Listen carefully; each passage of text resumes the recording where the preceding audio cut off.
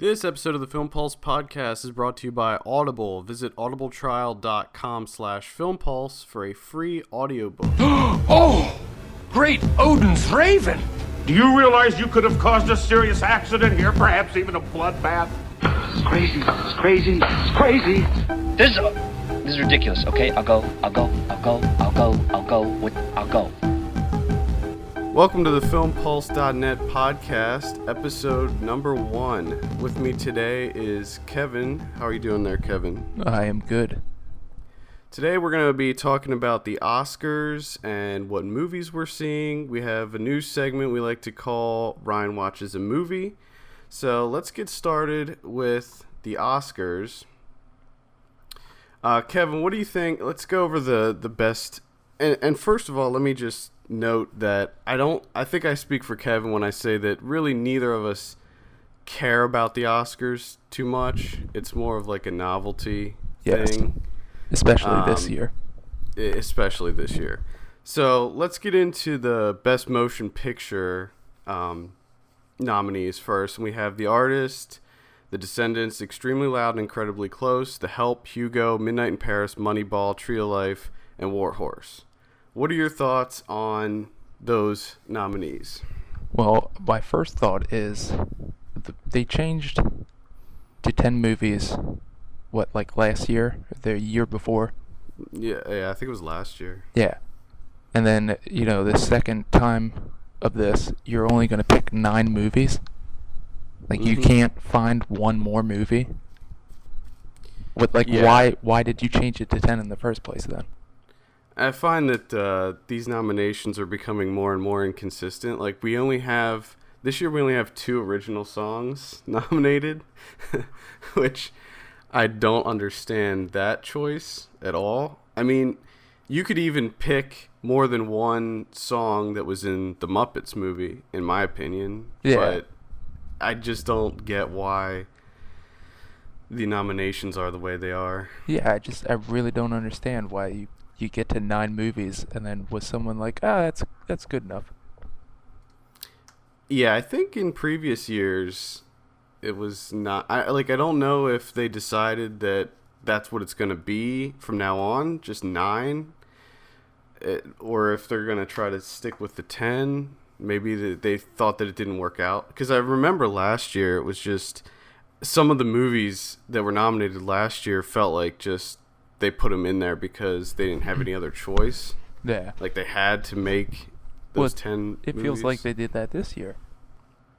Yeah, well, I feel like they did that, but at the same time, I feel like there were a bunch of movies that got snubbed this year. And I know that, like, all the bloggers and everybody's talking about Drive, and I'm with them. I'm on the bandwagon with that. I don't understand why Drive didn't get nominated, and Extremely Loud and Incredibly Close and War Horse did.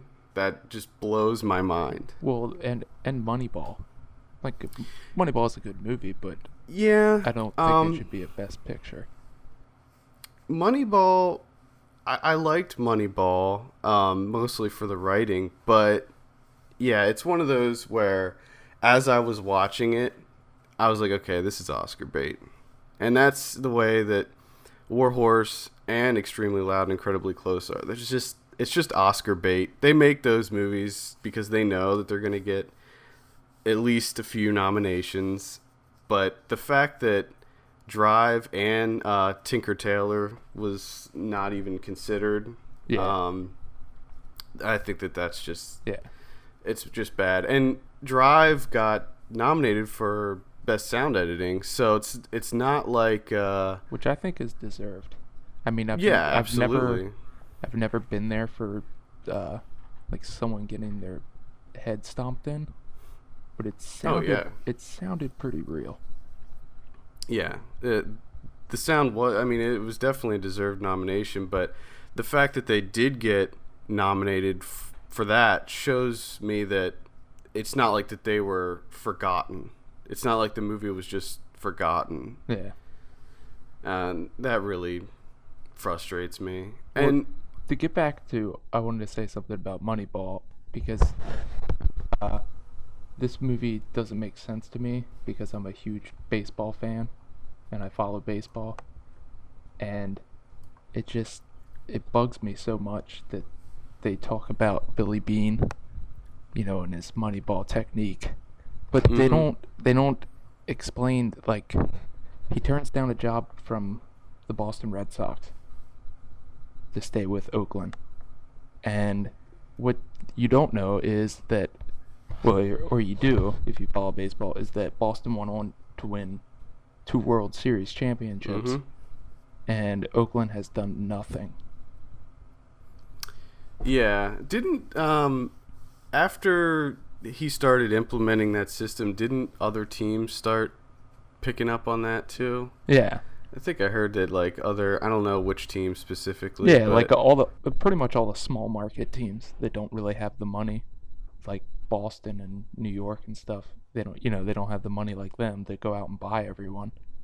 So they sort of do this sabermetrics, statistical analytics and all this to try and get winning teams, but it doesn't really help. I mean, it cuts down on cost, but nothing ever happens. And it's just it's funny to me to think of, like, serious acting, like a guy trying to trade a player on the phone. Like, well, that was the movie was originally a book first, right? I think it was based on a book of the same name that came out recently. Well, I mean, that one I kind of could give or take that one. I mean, for me, Warhorse and Extremely Loud and Incredibly Close are the two that absolutely should not be on the list. Yes. I actually saw all the Best Picture nominees this year, and those two should absolutely not be on the list. I didn't like either one of those. It was, especially Warhorse, it was just so cheesy and sappy, and I couldn't stand it. I almost turned it off. I couldn't watch it. But well, I think we definitely need to talk a little bit more about Warhorse because there's some funny things in that movie that need to be discussed. Yeah, the campiness of it, the cheese, just the over the top cheese. I don't think I'm giving away a spoiler when I say that there's a scene where the horse gets caught up in some barbed wire on the battlefield, and both sides, the British and the Germans, they stop fighting and they put aside their differences to help this horse get out of this barbed wire. And there's a part where the one of the German soldiers says, "We need more wire cutters." And then they have this scene where there's like 6 wire cutters floating through the air that come up over like the trench, and it makes this like silly sound as they fly through the air, and it was just so cartoony and like over the top. At any moment I was expecting the horse to just start talking. And now I know that this is based on a play. I haven't seen the play. I heard that with the play it's like an animatronic horse. And I mean, maybe it's good as a play. I doubt it. Maybe. I really doubt it, but as a movie I thought it was awful. It really did. I love that scene. Wire cutters flying through the air. Do they start fighting after they free the horse? Well, they didn't say, but probably. I would imagine so. Horse break. Horse break. We have a horse break. We gotta help this horse out. Like, time out. T. Time out. Do over. Horse on the field. We have a horse on the field. We gotta help it. Oh God. And I also thought it was funny how it was like a running theme throughout the movie that the horse couldn't jump. Yes. It just couldn't jump. They tried to get it to jump, and then all of a sudden, when it's on the battlefield, the very first time the horse jumps, it's over a tank. First jump. It's not like over a little, like embankment or a little trench. Little trench. tank. It jumps over a tank. And I just thought that one was a complete waste of time. It's so cheesy and so over the top that not only is it a movie that you can take your entire family to go see, you know, the kids, everyone, you can have your horse watch it. Your horse might learn something. It might, you know, the horse overcomes some hurdles, or should I say tanks, and, you know, it's for everyone. The thing about it was that the horse was so smart that it was like a human. It was, that's why I say it. I was ready for it to talk at any time. And I saw another movie. We reviewed it on the site, Red Dog, which won Best Picture at the Australian Academy Awards. And that was another animal movie. It was about a dog. But the thing about it was, yes, the dog was smart, but they didn't make it like a human. Yeah. It was still a dog, and it still acted like a dog. That was just a far better movie. So, did the horse win the war? Is that the end? It wins the war. Well, I think I don't want to give any spoilers away. I think that's what happened in real life. Anyways, the horse single-handedly. They might have changed it for the movie. I think the horse single-handedly won World War I in real life. Yeah, I'm pretty sure I remember history class. It was a horse. But I loved our original idea when we first saw the trailer for this movie. Is that we thought it was gonna be like a hybrid horse that had like Gatling guns mounted on the side of it. Yeah. Just busting up Germans. Yeah. Busting skulls. I think that would be a lot better if they went that route. Okay, let's talk about directors now. We're not going to go over all the nominees just because that would take days to get through them all. But let's talk about directors. We have... do you know how to pronounce the director of The Artist's name? I have no idea. Is it Michel? It could be. Michel Hazanavicius? I'm so sorry about that. Then we have Alexander Payne for The Descendants, Martin Scorsese for Hugo, Woody Allen for Midnight in Paris, Terrence Malick, Tree of Life. Those are all really solid directors. Who do you want to win for that? Well, of course I want Woody Allen to win. That's an interesting choice. I want him to win too, actually. Who do you think is gonna win? The Artist. I do too. However, I feel like it's kind of a toss-up because when you're directing, and I loved the movie, I thought it was great, but I feel like from a director's standpoint, it's probably not as hard to direct a movie like that, just because there's no dialogue. And I mean, maybe I'm not a director. Maybe I'm completely wrong, but I feel like it would be a little bit easier. And it's the same thing. Like you're getting nominated for Best Actor in a movie that you don't speak in. And that's true, but I mean, it was great. Like, and that was the thing that I really loved about The Artist was that even though none of the actors were actually speaking, like audibly, like we could hear them. I still knew what they were thinking and what they were expressing, and that's why I give the actor actress nominations some definite leeway there, because I thought that all the performances were great. Yeah, but I think he gets I think the director gets some bonus points for sort of, you know, it's a pretty brave move to, yeah, that's true. 2011 to come out and be like, I'm gonna do a silent movie. Yeah, that's true. I didn't really consider that, I guess.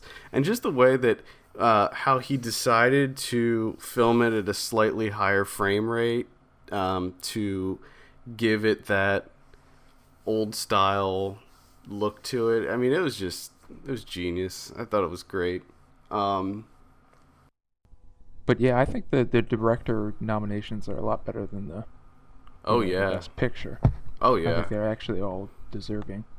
Yeah, I think that I think it would be interesting if those films that were nominated for Best Director, if just those 5 films were nominated for Best Picture, I think I'd have a much harder time deciding who I want to win and who I think should win. Yeah.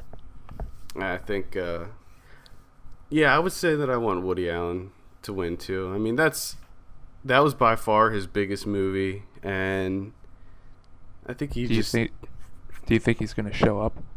Oh, I don't know. I doubt it. I doubt it.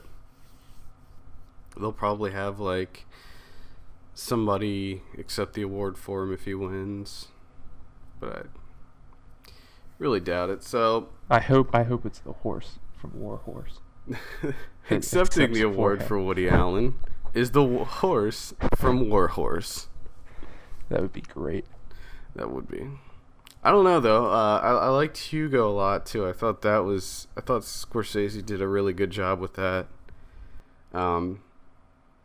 Just being a family film, and it was like I'm not a big fan of the 3D, but it was by far the coolest 3D I've ever seen. It was like one of those few films that actually benefited from the 3D, where the 3D really enhanced the cinematography. It looked really good.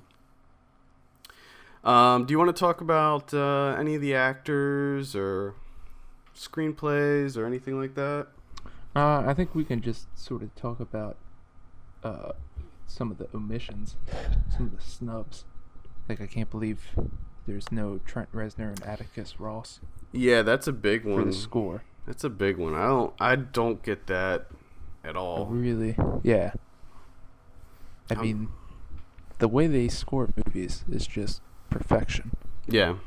Yeah, it's really, really I love good. the fact with the newest one, you could tell that they incorporated things that were happening in the movie at that time. Mm-hmm. They would incorporate it into the music. Yeah. Like one of the guys like cleaning the floors at the office.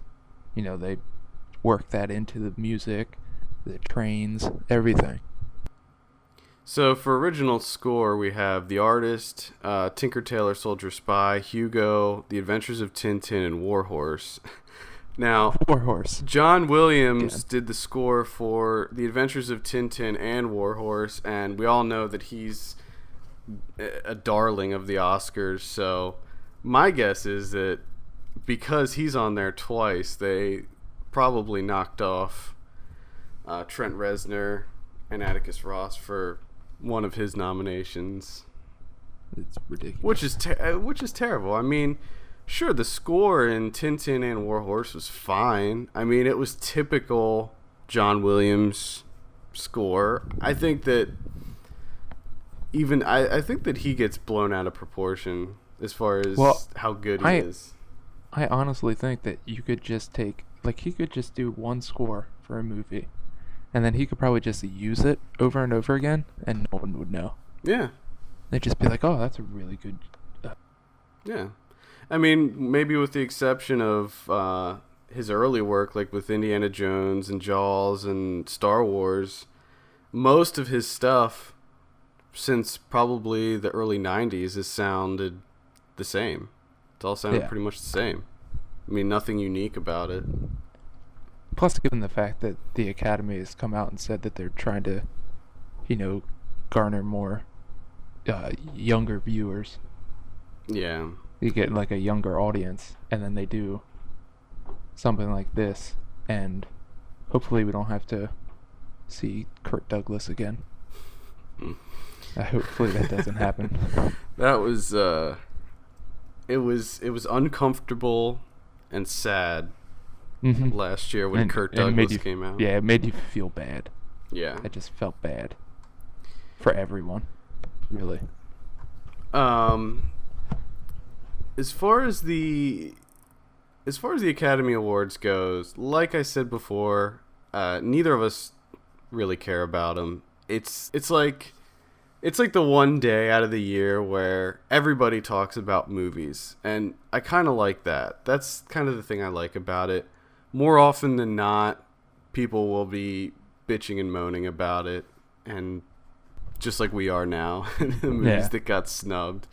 But I mean, there was a lot of movies that came out that were really, really solid movies this year, and another one is we need to talk about Kevin. That definitely should have, in my opinion, that should have gotten nominated for Best Picture, but it's certainly not the type of movie that gets considered for an Oscar. It's it's too dark.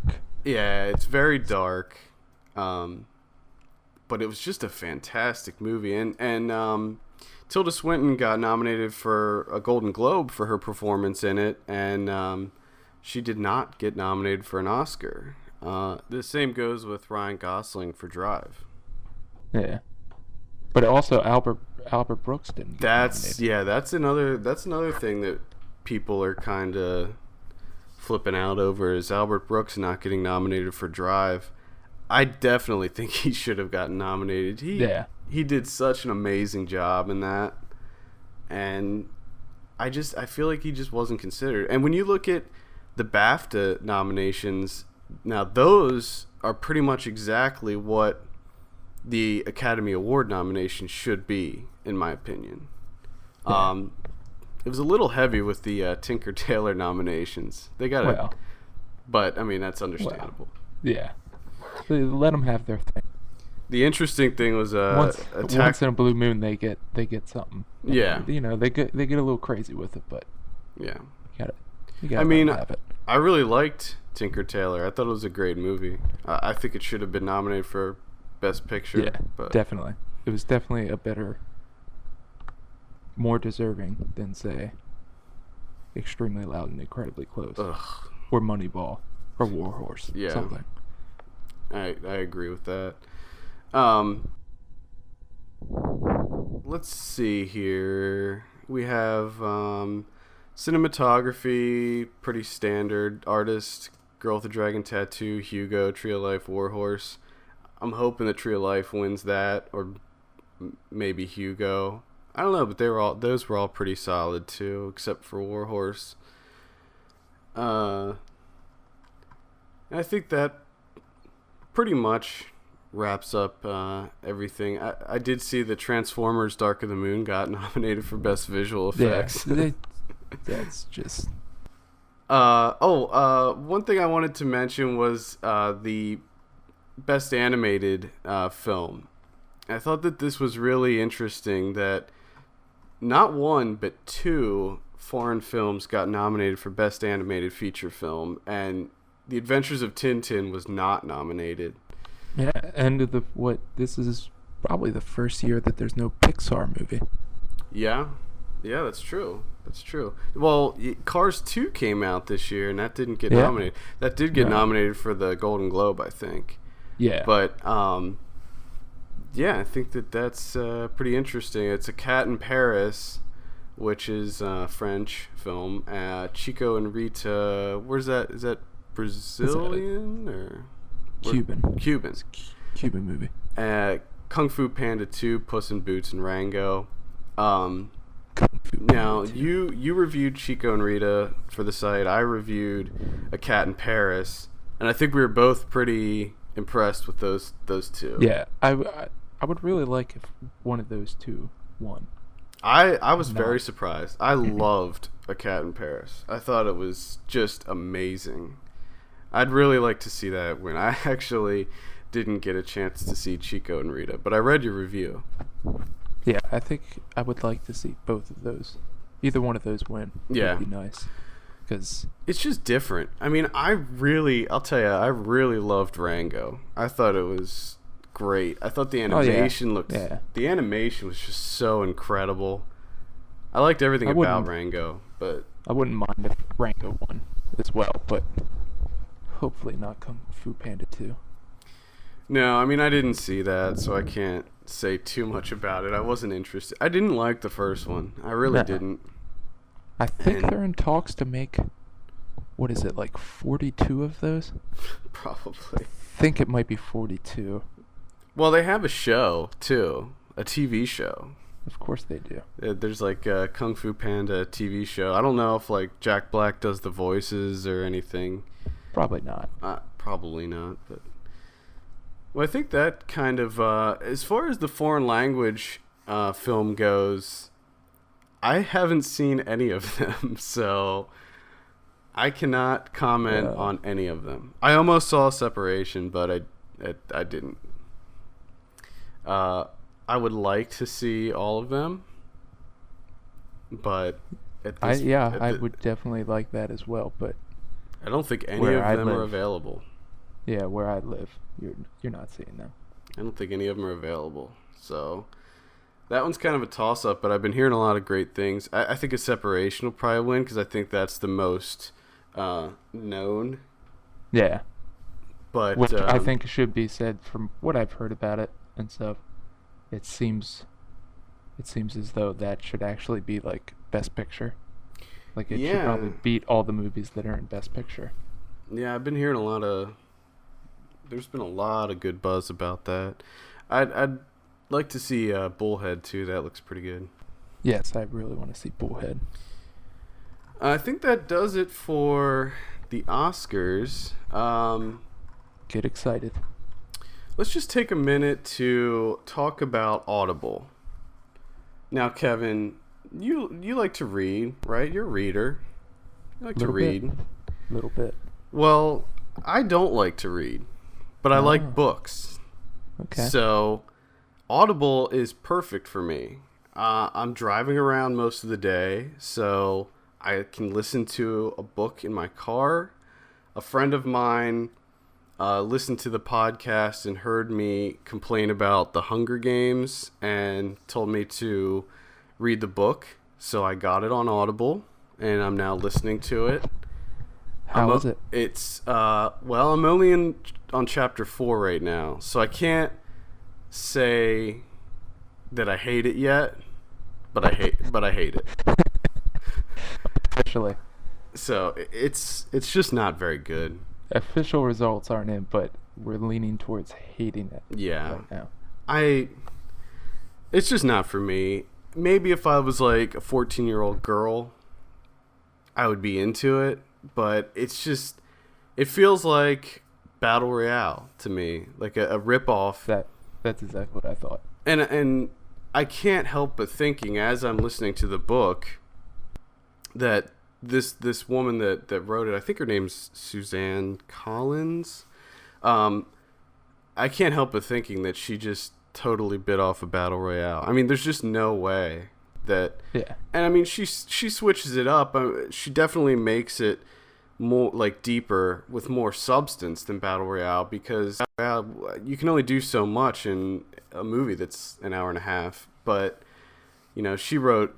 This is like a whole series of books, and it takes place in the future, and it's just very, very similar. Like, there's no more in the United States. There's no more like states. They're all districts, and basically, 2 people get picked at random from each district, and they have to fight to the death, and that's pretty much it. So. I'll report back on it when I get further into the book. But if you want to get your own free book, a free book from Audible, just go to audibletrial.com/filmpulse. That's audibletrial.com/filmpulse. You get a free audiobook. You're helping out the show. It's a win-win. It's a win-win. Win-win. So, what do you got coming down the pipe? What are you watching, Kevin? I'm going to be watching Snowtown today. That's right. Snowtown it won a whole bunch of Australian Academy Awards this past week. So I'll be interested to hear what you think about that one. Yeah, I'm pretty jazzed to see it today. Yeah, excited. I definitely want to see that one as well. I mentioned in the daily podcast that Kill List and the Innkeepers came out in theaters this past Friday. If you haven't checked those out, definitely check them out. They're both on demand still. They're totally worth it. Rent them. Go see them in the theater if you can, because Innkeepers is a great movie to see in the theater. It's old school horror. It's done very well. Highly recommend both those movies, and I think it's good to support those films so we can see more of them in the future. Yeah, I'm pretty excited to see the Innkeepers. Yeah. Innkeepers is just amazing. Ty West is definitely one of my directors to watch as far as up and coming. He's really, really good. And he's that's why I'm really excited to see that VHS film that screened at Sundance this year. I like the idea. It's like an anthology. I mean, we've seen horror anthologies before with like Creepshow and the Twilight Zone movie, but with VHS, it seems like it's really cool because it's taking the found footage formula and kind of putting a spin on it. And I'm sure that, like all those other anthologies, that it gets bookended with, a cool story. And I'm definitely excited for that. But there's a whole bunch of movies that came out at Sundance this year that I'm quite excited to see. Yeah, and I just want to add there definitely see Kill List. That is a must see. Yeah. The movie is unnerving, to say the least. Extremely violent. So if you like violence, if you thought Drive was very violent, wow, it's almost too violent. It's almost too violent. I had trouble watching some of the things. I turned away. It's because I was hoping the camera would turn away, and then it wouldn't. So I had to do it. You had to be the your eyes had to be the camera. Yeah, it's like you shouldn't have to make me watch that. But also, like you said with podcast, I think Ben Wheatley, who directed Kill List, he's definitely someone to keep an eye on. Yes, absolutely. It also has a completely insane ending that completely it just changes the whole dynamic of the film. I mean, it's almost like a completely different film because of the ending. Yes. Definitely see that. I know it's on demand, so you have no excuse. Let's see. Do you want to talk about Sundance at all? Are there any things that I think came out? We can say a couple things about, there's Sundance, there's South by Southwest, there's Rotterdam just I think finishes up tomorrow.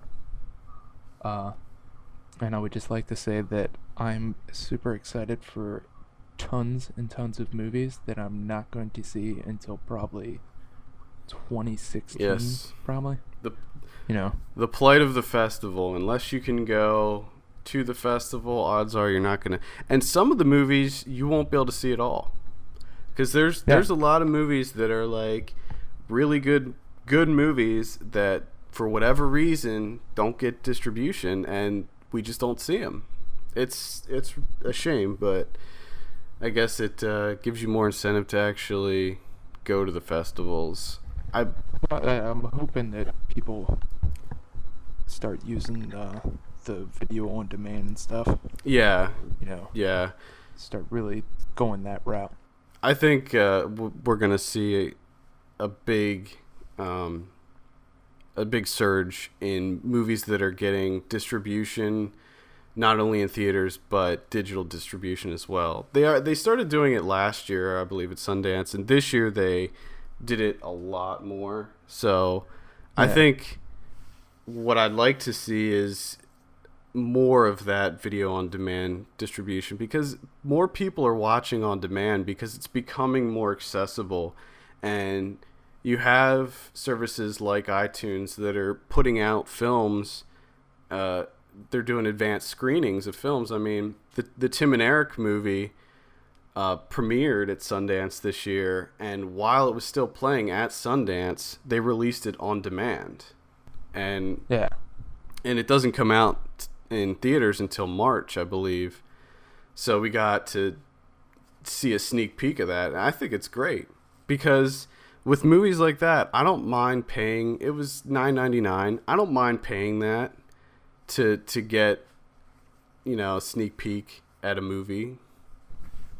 I think exactly. Because if I went to see it in the theater, depending on when I went to the theater, usually I have to go for the midnight show or opening night, and I'm paying that much anyway to see it in the theater. So yeah, and then plus you got to put up with the people. There. Don't get me started on the casual moviegoer at the theater. Yeah, I mentioned in the daily podcast, I believe it was on Friday, that I went to see Chronicle, and it was the worst experience, the most obnoxious people. Yes, you were telling me. Just yelling out random names. Yeah, and I don't want to, part of me wants to get up and be like, okay, stop, or just, can you please knock it off? But then I'm thinking, I don't want to get shot over this. Until they start putting metal detectors in movie theaters, I'm not going to feel safe confronting anybody. Because my dad had a friend who he went to a movie with his father, and there was somebody being obnoxious, and the guy went up and asked him nicely to please stop talking, and the guy beat the crap out of him in the middle of the theater. I mean, it's just... So it's you gotta kind of just, clench your jaw and just try to get through it, try to focus on the movie that you're watching. Chronicle was great, by the way. Everybody should go see that. It was written by Max Landis, John Landis's son. Big fan of John Landis. And I think he has a bunch of movies that are going to be coming out this year. So... Yeah, I saw that you posted a short film. Yesterday he posted a short film out on YouTube, and we put it up on the site. It's pretty funny. It's got its moments. Very similar to the drunk history lessons with Funny or Die, but it's about the remember in the 90s when they killed Superman? And then brought him back to life. It's basically about that, and just how detrimental that was to the comic book industry. It was pretty funny. Mostly I just posted that because there was no news at all yesterday. So, and this is going to be a really rough month. I'm going to do the best I can to get daily podcasts out to you guys, but it's going to be very rough. It's not a lot of movies coming out this month. The festivals are winding down, and awards season is pretty much over. So you should just do a throwback week. Yeah, I could. Go back. We can revisit the 80s. Yeah. Okay, moving on. Now it's time for a new segment we like to call Ryan Watches a Movie, where we get our friend Ryan, who we would call a casual moviegoer, to watch a film of our choosing and tell us about it. He has no prior knowledge of the film we pick until he watches it, and in most cases, we haven't seen the film either. So we have Ryan on Skype right now. Ryan, what movie did we have you watch this week? A Serbian Film. That's right, A Serbian Film. It came out in 2010. It got a 41% on Rotten Tomatoes. And for those of you that haven't heard of this movie, it's extremely controversial. It was banned in several countries. And Kevin and I haven't seen this movie. So have not seen this movie. Tell us what happens in A Serbian Film. Well, basically, I don't like this at all, because I'm not a fan of subtitles, first of all. But if the... oh, no. if the movie is good, I can deal with the subtitles. However, this movie was very, I guess you could say, traumatic. It was real graphic. It was real violent.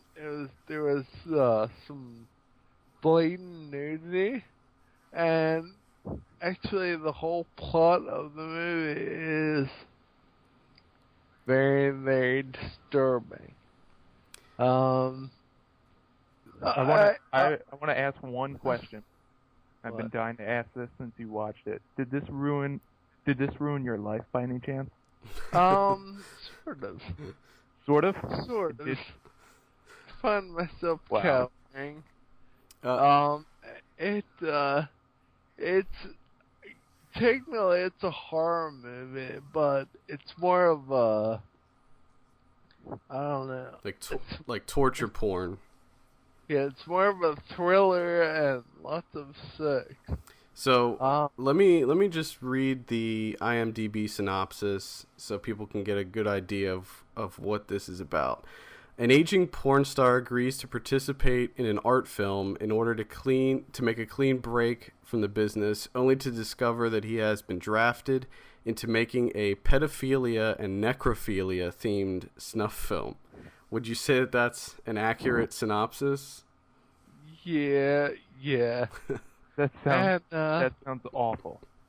I would also say that the country of Spain and the country of Norway think that as well, because I read that they both banned this movie because they are further investigating how the little kids got naked and had lots of sex legally. So there's like child nudity in the film? It's hard to explain because nudity to us and nudity to, I would say, most foreign countries is totally different. Mm-hmm. The nudity that we're accustomed to is brief, unless, of course, you're watching porn, where it's very graphic, and... Yes, it is a lot longer in porno movies. I'd say... True. I'd say this is somewhere in between, but definitely more on the graphic side. So I heard that this movie actually played at a film festival. I think it was in Spain, and after they showed the movie, the organizer of the film festival actually got arrested and went to jail because of this movie. As well. And I find that to be ridiculous. I mean, it's not like he made the movie or anything, but it's funny because a lot of like indie film critics gave this film like actually good reviews, and I think that it kind of blurs the line between what is art and what is just, gratuitous sex and violence. Well, see, what is considered gratuitous in the overall people's point of view might be because they're not used to seeing like films like this. Like I said, over in Europe, yeah, that's true. They're more used to gratuitous nudity. And when you look at film ratings in other countries, they always rate movies that are more violent more harshly than movies that have more sex. And it's the exact opposite. You have movies here like like I don't know, like the Expendables, the first Expendables, that got a hard R rating because of all the violence, and then you have a movie like Shameless, which has next to no violence, and that gets an NC-17 rating just because Michael Fassbender gets naked in it. Real quick, wait. I just want to point out that when you said the line about Shameless, you meant to say shame. Shame, yes. Not Shameless. That's a good show on Showtime, but Yeah, we've been because yeah. we started watching Shameless, and we've been making that mistake a lot lately as well. yeah, So it's Shame. understandable. Shame with Michael Fassbender. Yeah, Shameless. Well, it was kind of a shameless movie, but that's for a different I kind conversation. of want to say that this movie, even though I said before that I hated it, I kind of like it, but I feel like I should say that I hate it because that's mostly what the people in the public eye would say, probably.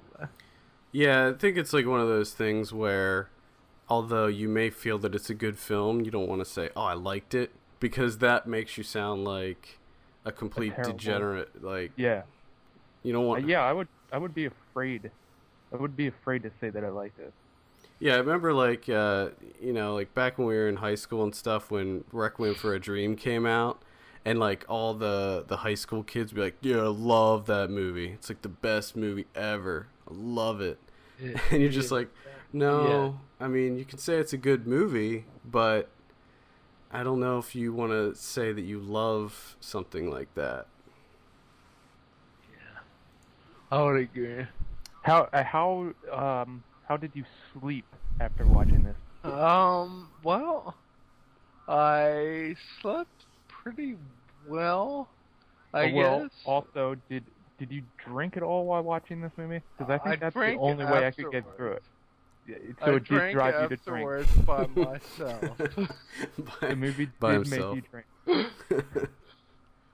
And then did you cry yourself to sleep? If I could have cried myself to sleep, but I was too drunk to cry. But I believe at the end of the movie, I cried a little bit. And that made it feel even more weird, because I don't think that's supposed to happen. But it did make me cry, just because I was terrified of what I just saw. I thought that Kevin was gonna go over there and find you in your shower with all your clothes on, taking a shower in the fetal position, just rocking back and forth.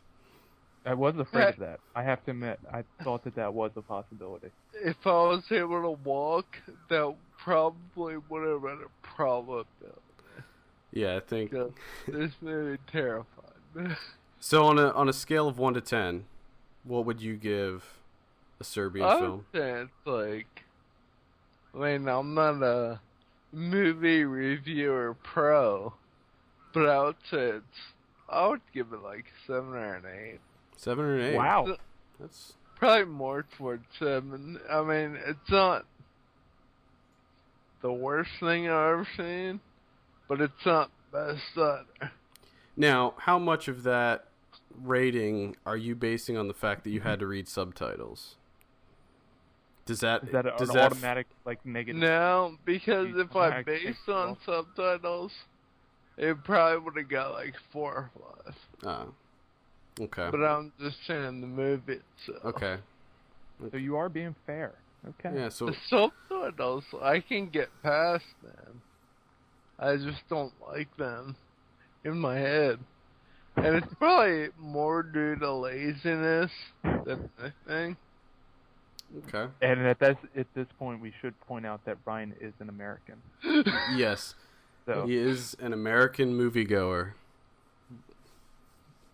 Yeah, so well that's interesting. I'm glad I have one question that goes with this film. If this director made other films, would you watch those, or is this the last movie you would watch by this director? If I got a little bit of the synopsis beforehand, I think I could handle watching another one, because the action and the intrigue and stuff like that, that's my kind of movie. I like that part of it. Okay. That's fair. Well, thanks for being on the show, Ryan. Thanks for watching that movie for us, so we don't have to see it. we have another movie lined up for you to watch, so we'll hopefully be getting you back on next week to go over that with us. And I think it's a lighter fare. Yes.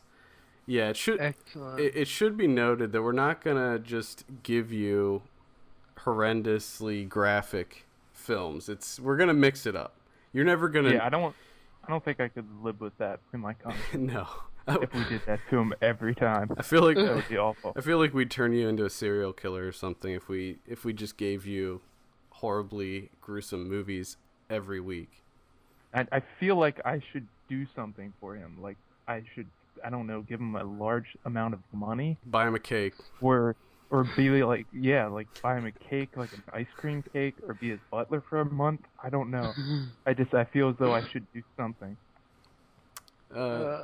Well, you know, we'll buy you a cake or something. We'll get you a nice card that says that has a little picture of a kitten on it that says "We're sorry."